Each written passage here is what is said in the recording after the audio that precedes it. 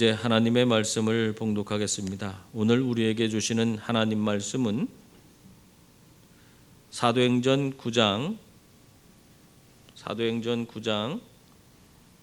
26절부터 31절까지 말씀입니다.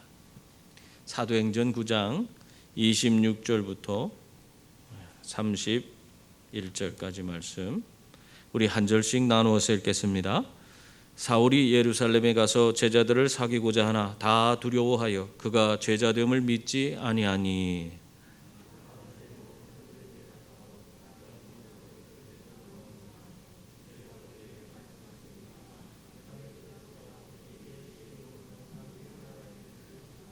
사울이 제자들과 함께 있어 예루살렘에 출입하며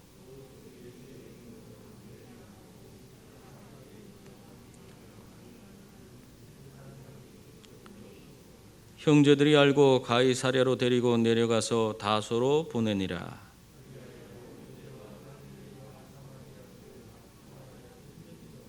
주를 경외함과 성령의 위로로 진행하여 수가 더 많아지니라. 아멘. 이 말씀으로 우리에게 은혜 주실 줄 믿습니다. 옥스포드 연구진에 의하면은요, 사물에 붙는 이름에 따라서 그 느끼는 맛과 향이 달라진다고 하는 그런 연구가 있습니다. 동일한 치즈를 가지고 사람들에게 하나는 이건 썩은 치즈라는 이름을 붙여놨어요. 그리고 하나는 체다 치즈라고 이름을 붙여놓고 그 냄새를 한번 맡아보라 그렇게 했습니다. 그랬더니 동일한 치즈인데도 불구하고 이 썩은 치즈 냄새를 맡은 사람들은 대부분 역겹다고, 다 이건 도저히 먹을 수 없는 그런 치즈라고 그러면서 그런 아주 불평을 늘어놨습니다. 근데 옆에 또 체다 치즈라고 하는 것을 이름을 붙인 그 치즈 앞에서는 사람들이 이 치즈는 냄새가 뭔가 다르다고, 고소한 냄새가 나서 아주 먹기에 좋을 것 같다고, 그런 이야기를 하는 것이었어요. 여러분, 이처럼 사람들은 어떤 냄새를 맡을 때 먹는 음식 거기에 붙는 이름, 또 눈으로 보고 평가하는 기준에 따라서 그 천차만별로 그것에 대해 평가를 하는 것을 볼 수 있습니다. 어떤 건 좋게도 평가하지만은 이름에 따라서 전혀 동일한 제품인데도 썩은 치즈라고 이름이 붙은 데는 그것이 역겨운 것이 되고, 체다 치즈라고 붙여놓으니까 그것은 아주 고소하고 먹기 좋은 것이 되는 거예요. 정말 어떻게 보면은 그 제품에서 실제적으로 나는 냄새보다도 그 사람들이 그 제품을, 그 이름을 통해서 바라보는 이미지가 그 사람들을 그렇게 만드는 거 아니겠습니까? 그러니까 사람들의 이미지가 얼마나 사람들을 부정확하게 만드는가 하는 것을 우리에게 보여주고 있는 그런 실험이었습니다. 그러다 보니까 이 이미지에 대한 그런 책들이 많이 나왔는데요, 심재희 씨라고 하는 분이 성공하는 성격과 이미지라는 그런 책을 썼어요. 그 책에서 이런 말을 합니다. 오늘날 성공하고 싶으면 이미지를 바꿔라, 그렇게 이야기를 해요. 그리고 또한 역사 속에 수많은 그런 능력 있는 사람들이 능력이 없어서가 아니라 그들이 자기 역할에 맞는 이미지를 제대로 만들어내지 못했기 때문에 그들은 성공하지 못하고 실패했다, 그렇게 이야기를 하고 있습니다. 여러분, 그런 경우가 사실 우리 삶의 주변에서도 비일비재하게 일어나고 있습니다. 우리가 잘 아는 가수 유승준 씨, 참 그 사람은 참 노래도 잘하고 대단한 가수 아니었습니까? 인기도 많은 가수였어요. 근데 그가 어떻게 했어요? 군에 가겠다고 분명히 약속을 해놓고 미국 시민권을 취득하고 군대에 가지 않았습니다. 그 일로 말미암아 그 이미지가 아주 부정적인 것이 되어서 그는 우리나라에 다시 들어오지도 못하고 있잖아요. 지금 그 여건이 허락된다 해도 사실 들어와도 제 역할을 제대로 자기에게 주어진 그 달란트를 발휘하지 못할 거라고 생각이 돼요. 그 엄청난 인기도 부정적 이미지를 갖게 되니까 순식간에 몰락해 버리는 거예요. 그러나 차인표 씨 같은 경우에는 동일한 경우인데도 불구하고 이 차인표 씨는 어떻게 했어요? 시민권 포기하고 자원해서 군대에 입대했어요. 그러다 보니까 사람들의 그 사람에 대한 이미지가 아주 좋은 이미지로 각인되었습니다. 그래서 오늘까지도 차인 표시하면 아주 좋은 사람으로, 그래서 좋은 그런 연예인으로 우리의 머릿속에 남아있지 않습니까? 여러분, 이렇게 이미지가 중요한 것이에요. 그러므로 여러분, 하나님과 사람 앞에서 여러분들 모두는 정말 좋은 이미지를 가질 수 있는 그런 분들이 다 될 수 있기를 바랍니다. 그래서 하나님께 사랑받고 사람들 사이에서도 정말 사랑받는 그런 귀한 분들이 다 될 수 있기를 바랍니다. 그렇다면 오늘 성경 말씀에 나오는 이 사울의 이미지는 어떻습니까? 오늘 우리들에게 비치는 이 사울의 이미지, 사실 이름을 바꾼 바울의 이미지는 우리가 굉장히 좋은 모습으로 인식하고 있습니다.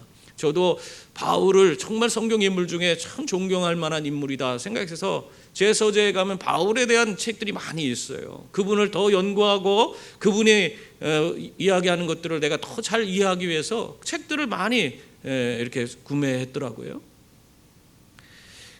그런데 사실 예수 믿기 전에 이 사울이라는 이름으로 불리어지는 이 사울의 모습은 어땠습니까?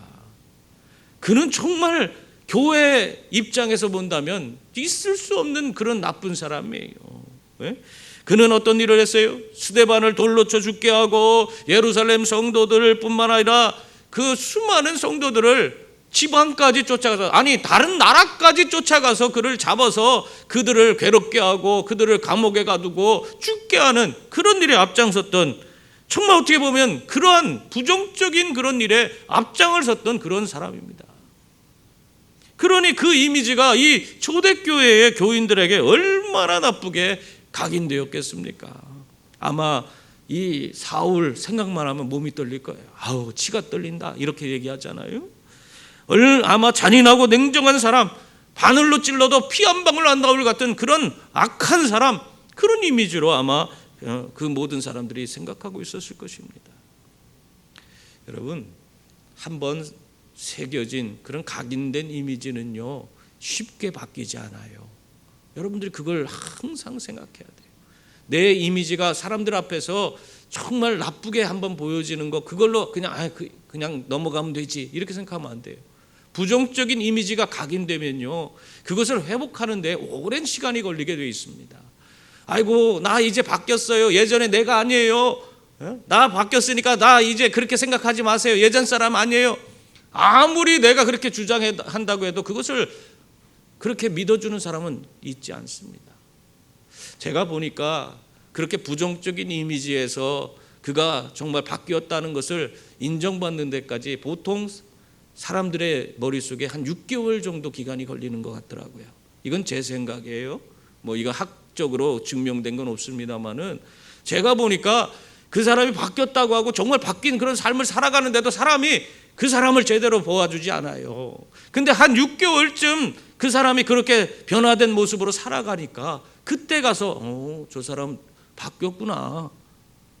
심지어 어떤 사람은 1년 지나야지 그것이 느껴지는 사람이 있어. 1년 지나고 나서야 저 사람 바뀌었구나 이제 이렇게 생각이 돼요. 그만큼 우리의 이미지를 바꾸는 거, 이게 얼마나 어려운 건지. 여러분, 정말 이미지를 우리가 나쁜 모습으로 다른 사람에게 보여지는 거, 그걸 쉽게 생각해서는 안 됩니다. 정말 이미지 바꾸는 건 어려운 일이고 쉽게 바뀌는 것이 아니기 때문에 그렇습니다. 내가 바뀌었다고 바뀌어지지 않아요. 오늘 이 말씀에는 이 다메섹에서 예루살렘에서 돌아온 그런 사울의 그 모습을 우리에게 보여주고 있는데요. 사울은요 예루살렘을 떠날 때는 어떤 모습으로 떠났어요?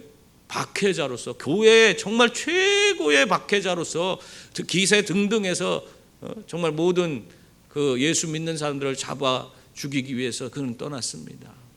그런데 지금 예루살렘으로 돌아올 때 그의 모습은 어떻습니까? 그런 대단한 박해자의 모습으로 떠나던 그가 이제 예루살렘에 돌아올 때는 오히려 하나님의 복음을 정말 완전히 변화돼서 하나님의 복음을 능력 있게 전하는 그런 복음 전도자의 모습으로 돌아오고 있는 것입니다. 아마 사울은 가슴이 벅차올랐을 거예요. 자신의 이 변화된 모습을 예루살렘 교회의 많은 사람들에게 자기를 보여주고 싶었을 거예요. 그래서 그들과 함께 교제하고 하나님이 자신에게 베풀어 주신 그 놀라운 은혜, 내가 어떻게 변화되었고 그 하나님께서 나에게 어떤 능력을 주셨고 가서 내가 어떤 열매를 이루었는지 하나님이 나를 통해서 이루신 그 위대한 일들을 함께 나누고 싶었을 것입니다.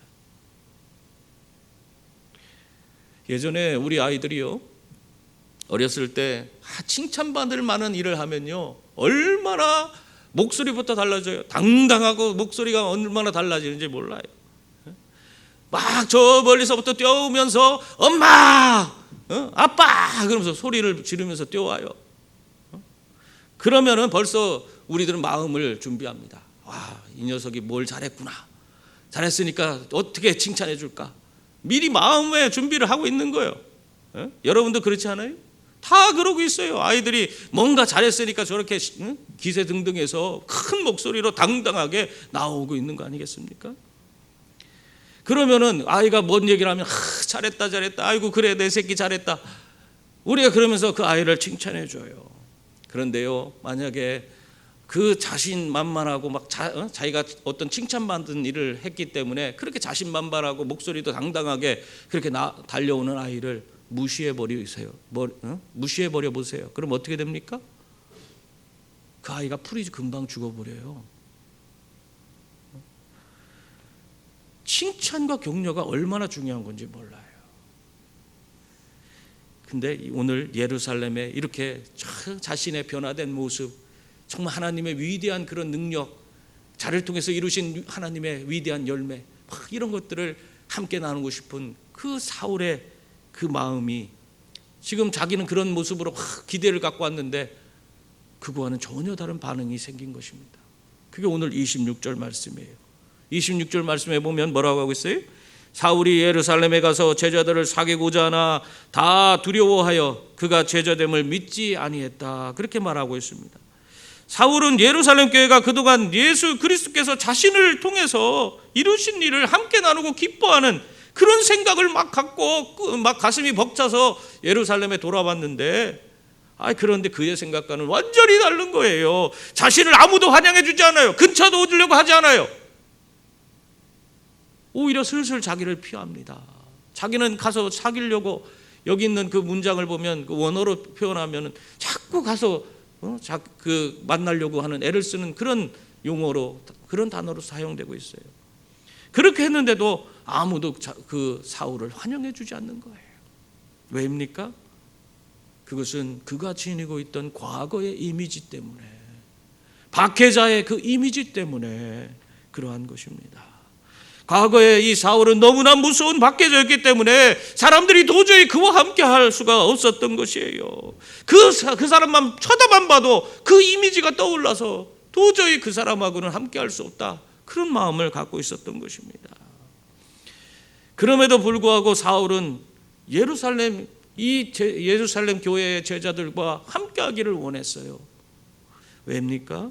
그래야지 자신이 그리스도인으로서 완전한 변화를 이루었다는 사실을 인정받게 되고 더 힘있게 예루살렘 안에서 하나님의 복음을 힘있게 전할 수 있기 때문에, 그래서 먼저 이 제자들로부터 인정받는 게 필요했어요. 그러나 아무리 제자들에게 다가가도 사울을 받아주는 그런 사람은 아무도 없었습니다. 여러분, 이렇게 자신의 과거의 이미지를 벗어버리는 것이 쉬운 일이 아닙니다. 그래서 우리는 항상 좋은 이미지를 심으면서 살아가는 그런 분들이 되어야 하는 것입니다. 그렇지 않으면 하나님이 정작 그 사람을 쓰고자 하는데 그 과거의 이미지가 그 사람의 발목을 잡고 그가 정말 하나님의 일을 감당하지 못하도록 만드는 그런 안타까운 현실이 우리에게 주어지기 때문입니다. 그러므로 여러분, 날마다 하나님 앞에서 하나님의 사람으로 부끄러움 없이 살아가는 그런 분들이 다 될 수 있기를 바랍니다. 항상 하나님 앞에서 경건과 절제의 모습으로 모든 이들이 하나님의 사람이라 칭할 수 있는 그런 자가 될 수 있기를 바랍니다. 그러나 예루살렘 교회가 참 위대한 것은요, 여러분, 다 사울을 두려워하는 가운데서도 그를 제대로 볼 수 있는 그런 사람이 있었다는 것이에요. 그리고 그를 교회로 소개한 사람이 있었다는 것입니다. 그 인물이 누구입니까? 바로 바나바라는 인물이에요. 27절 말씀 보세요. 우리 한번 다 같이 읽어볼까요? 바나바가 데리고 사도들에게 가서 그가 길에서 어떻게 주를 보았는지와 주께서 그에게 말씀하신 일과 다메섹에서 그가 어떻게 예수의 이름으로 담대히 말하였는지를 전하니라. 아멘. 과거의 이미지 때문에 사울을 용납하기 정말 이 교인들이 그것을 어려워했지만, 이 바나바는 다 사람들이 싫어하고 그 사울을 만나기 어려워하고 있는데도 불구하고 그 바울은 사울을 찾아가 만났습니다. 그리고 나서 그 사울의 자초지종을 다 세세히 듣기 시작해요. 이 얘기하니까 어떤 분이 그러더라고요. 아니, 바나바가 언제 사울의 자초지종을 다 들었다고 그런 얘기가 어디 성경에 쓰여 있습니까? 목사님, 거짓말하지 마세요.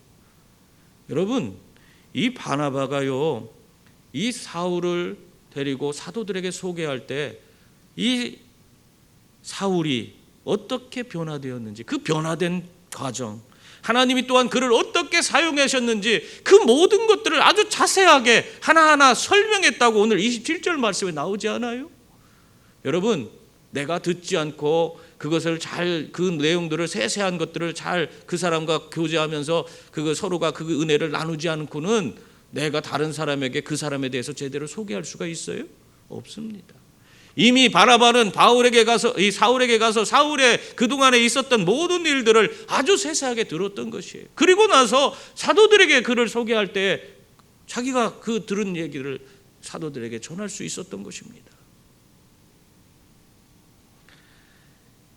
여러분, 아무튼 바나바는 사울과 교제하면서 사울을 바꾸고 변화시킨 분이 예수 그리스도라는 사실을 확신할 수가 있었던 것입니다. 그래서 바나바는 그를 사도들에게로 이끌고 가서 그를 소개할 수가 있었습니다. 어떤 사람들은요, 문제에 직면하게 되면 그 문제와 맞서 싸우기보다는 회피하려는 그런 경향을 더 많이 보이는 그런 모습을 쉽게 볼 수 있어요. 사람들이요, 자신의 주어진 문제를요, 그것을 그냥 극복하기 위해서 애를 쓰는 그런 사람보다 회피하는 사람이 더 많아요. 오늘 이 사울은요, 이 사도들에게도 뜨거운 감자와 같은 그런 인물입니다. 왜냐고요? 왜냐하면 그 교회의 교인들이, 이 예루살렘에 있는 모든 제자들이 사울을 너무 끔찍하게 여겼어요. 그를 도저히 용납할 수가 없어요. 받아들일 수도 없어요. 만나기도 싫어해요. 그가 우리 예루살렘 교회 공동체에 들어오는 것을 허락할 수가 없는 거예요. 그런 모습을 다 알고 있기 때문에 사도들이 그렇게 하면 안 된다는 걸 알면서도, 사울을 받아들여 줘야 된다는 것을 알면서도 차마 자기들이 먼저 가서 그를 만나고 그를 포용하는 그런 모습을 보여주지는 않고 있습니다. 왜 그래요? 교인들이 다 싫어하기 때문에.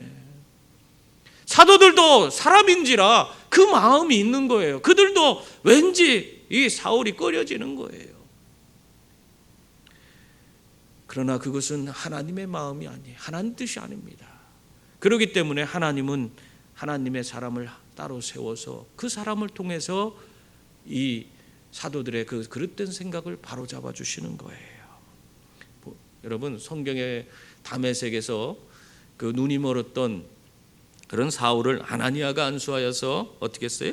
그를 눈에 뜨게 하고 성령 충만 받게 해서 하나님의 위대한 일꾼이 되도록 만들어줬습니다. 이와 마찬가지로 예루살렘에 돌아온 사울을 바나바라는 인물을 통해서 하나님은 그를 찾아가 만나게 하시고 그를 데려다가 사도들에게 소개할 수 있도록 하여서 그가 변화된 것을 모든 사람이 다 깨닫게 해주고, 그러고 나서 하나님의 일꾼으로 쓰임받을 수 있도록 도와준 것입니다. 여러분, 이렇게 하나님은 우리들이 갈 길 몰라 방황할 때 엉뚱하게 우리 마음속에서 정말 하나님이 원하시는 게 무엇인지 알지만은 우리가 그냥 두려워서 행하지 않는 모든 일들이 있을 때에 그런 모든 것들을 다 잘못됐다는 것을 깨닫고 바른 길로 인도해 주시는 분이 바로 하나님이세요. 그러므로 여러분, 우리 주님께 여러분의 마음의 문을 활짝 열고 주님 앞에 나아갈 수 있기를 바랍니다. 내가 비록 잘못된 생각을 하고 잘못된 선택을 한다 할지라도 하나님께서 우리의 모든 것들을 바로잡아 주시기 때문에, 하나님의 사람을 또 보내셔서 우리의 판단과 그릇된 온전치 못한 것들을 바로잡아 주기 때문에 우리는 주님 앞에 마음의 문을 열고 그분을 내 삶에 모셔드려야 하는 것입니다. 그래서 온전히 정말 주님의 인도를 받으며 살아가는 그런 분들이 다 될 수 있기를 바랍니다. 이 이후에 사울이 어떻게 되었습니까? 오늘 28절 말씀 보니까 사울이 제자들과 함께 있어 예루살렘에 출입하며 라고 그렇게 기록되어 있어요. 사울은 이제 그가 지니고 있던 모든 오해가 다 풀려서 언제라도 제자들과 깊은 교제를 나눌 수 있게 되었고, 또 예루살렘 공동체의 일원으로서 신앙생활을 할 수 있는 그런 사람이 되었습니다. 이제까지 자기의 모든 거, 예루살렘에 와서 자기가 정말 하고 싶었던 모든 일들이 다 지금 이 관계 속에서 자기의 과거의 이미지 가운데서 모든 것이 막혀 있었는데 그 모든 것이 한순간에 다 해결된 거예요. 아마 10년 묵은 체중이 쉽게 그냥 쑥 내려가는 것 같은 그런 기분이 들었을 것입니다. 그래서 사울은 아마 그때 하나님께 감사할 뿐만 아니라 교회와 주와 교회를 위해서, 복음을 위해서 정말 내가 목숨 바쳐서 충성하리라 하는 아마 각오와 결단도 했으리라 생각이 됩니다. 여러분, 우리들이 선입견이 있어서 사람들을 제대로 세우지 못하는 경우가 우리 공동체 가운데도 가끔 있는 걸 보게 돼요. 우리가 다양성을 인정하지 못하기 때문에, 나와 다름을 인정하지 못하기 때문에 그 사람이 뭔가 나와 함께 뭐 일을 하는 것에 대해서 조금 그것에 대해서 원하지 않는 그런 경우가 있는 것입니다. 그런 마음을 갖게 됐을 때, 그러나 그럴지라도 우리가 하나님 앞에 마음의 문을 열고 하나님을 바라보면 하나님은 우리의 그런 연약한 그런 온전치 못한 마음을 바꿔주시고 변화시켜서 정말 그 모든 사람들과 더불어서 하나 될 수 있는 길을 열어주시고 또 아름다운 그런 공동체를 세워갈 수 있도록 도와주시는 줄 믿습니다. 오늘 이 바나바와 같은 사람, 이렇게 모든 사람들에게 정말 사울과 같은 사람을 소개하고 하나 될 수 있도록 만든 이런 사람이 바로 우리 교회에 필요한 사람입니다. 여러분들이 이러한 바나바와 같은 분들이 다 될 수 있기를 바랍니다. 그래서 정말 어떻게 보면은 사람들이 꺼리는 사람도 찾아가서 만나고 또 그를 잘 교제해서 하나님의 사람으로 제 몫을 감당하도록 세워갈 수 있는 그런 분들이 다 될 수 있기를 바랍니다. 그때 교회는 더 든든히 세워지는 것입니다. 이렇게 제자들에게 인정받아 운신의 폭이 넓어진 사울은요, 이제 자유롭게 예루살렘을 다니면서 하나님의 복음을 전하기 시작했어요. 29절 보면 또 주 예수의 이름으로 담대히 말하고 헬라파 유대인들과 함께 말하며 변론하니 그 사람들이 죽이려고 힘쓰거늘. 교회로부터 인정받자 사울은요, 이제 이전에 박해자의 모습을 벗어버리고 오히려 예수 그리스도의 생명의 복음을 전하는 누구보다도 강력한 복음 전도자가 되었습니다. 사울은요, 자신의 동족을 위해서, 동족인 그 유대인들을 위해서 복음을 전하기를 그렇게 원했어요. 특히 오늘 그들이 이 바울이 다니면서 헬라파 유대인들과는 아주 보면은 논쟁을 하면서 깊은 대화를 나누면서 그들이 복음을 전한 그런 모습을 볼 수 있는데, 이 헬라파 유대인들은요, 다른 나라에 사는 그런 헬라 철학의 영향을 받은 그런 유대인들을 뜻합니다.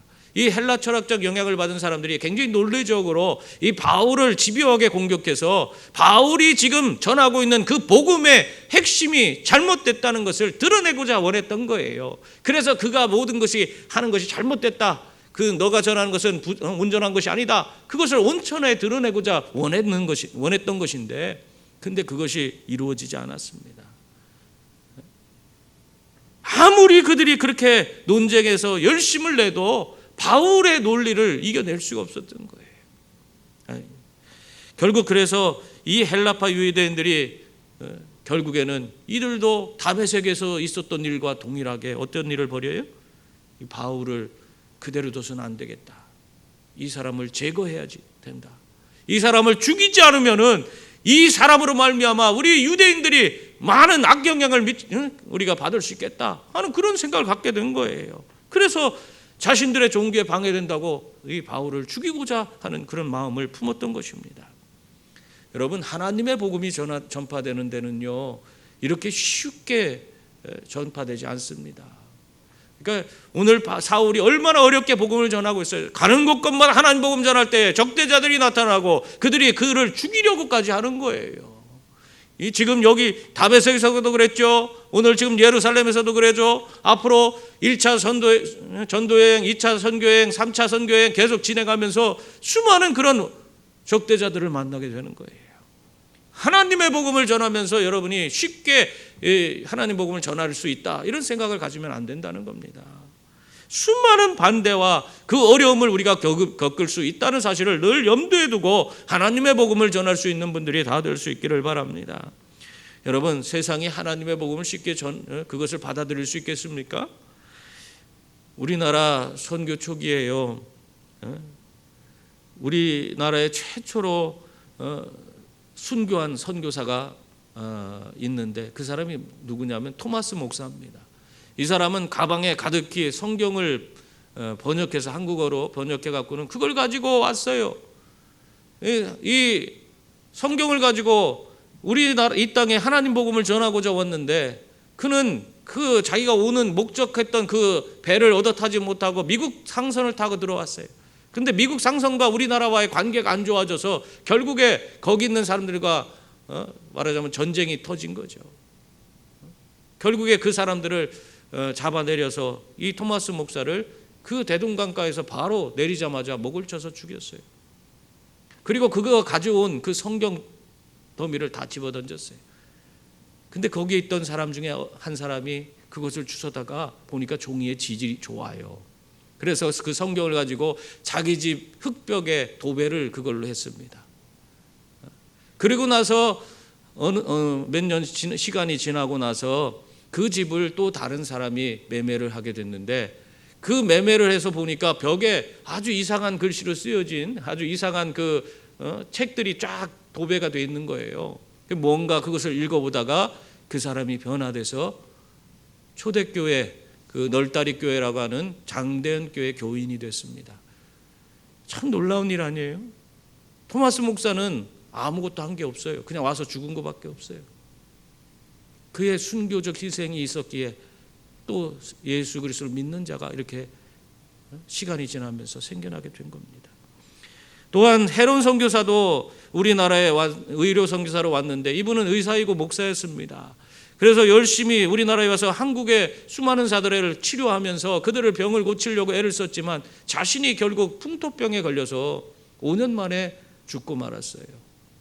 또 루비 캔드릭이라는 그런 아주 젊은 여성 교사가 있었습니다. 25살에 한국에 왔습니다. 근데 이 25살에 한국에 와서 단지 8개월을 살다가 한국의 풍토병으로 이 캔드릭이라는 여성 교사도 죽고 말았어요. 여러분, 이 캔드릭이라는 여성 교사 양화진에 가면 이분의 묘가 있는데 그 묘비에는 이렇게 기록되어 있습니다. 만일 내게 천의 생명이 있다면 그 모두를 한국에 바치리라. 그렇게 기록하고 있어요. 여러분, 이러한 순교자들의 헌신과 희생으로 말미암아 오늘날 우리 한국 교회에 복음이 들어오게 되고 이렇게 든든하게 수많은 교회들이 이 땅에 생겨난 줄 믿습니다. 그러므로 이러한 희생과 그런 어려움과 고통의 그 과정이 없이 하나님 복음이 쉽게 주어지는 것이 아니라는 사실을 여러분 기억할 수 있기를 바랍니다. 항상 우리가 하나님의 복음을 전할 때에 우리가 정말 아무리 힘들고 어려울지라도 이 복음은 하나님께서 이 복음을 통해서 역사하시리라 한 믿음을 가지고 고통스러운 그런 길이라도 믿음으로 나아가는 주의 자녀들이 다 될 수 있기를 바랍니다.